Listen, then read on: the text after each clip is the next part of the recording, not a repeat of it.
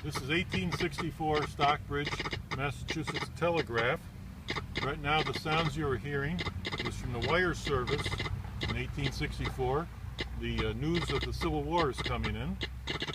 I've previously decoded these sounds and made text, and then I've typed it up so it can be read here.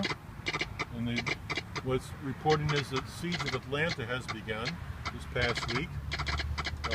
This station can also send and receive telegrams.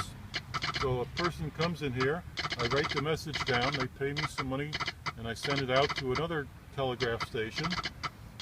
At the other end, the telegraph operator writes down the words and sends it by a delivery person to the recipient. And then they can reply in the same method. I've received a message from Mary Hopkins Goodrich.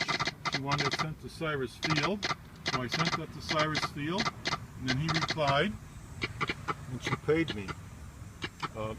These things here are equipments that were used in the Morse code in the telegraph. The telegraph basically consisted of electricity sent through a wire.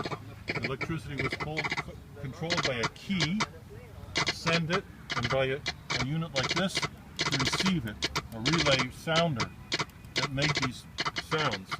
And the trained operator can decode the dots and dashes into the letters that were sent.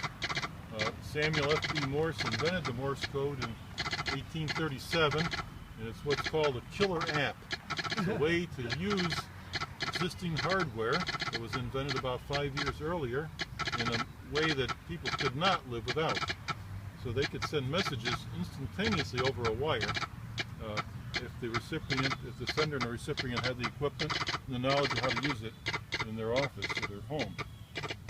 Typically it was located in the railroad stations where the operators could use it, and everybody could timeshare the use of the equipment, because the equipment was expensive and it had to be go long distances over a right-of-way.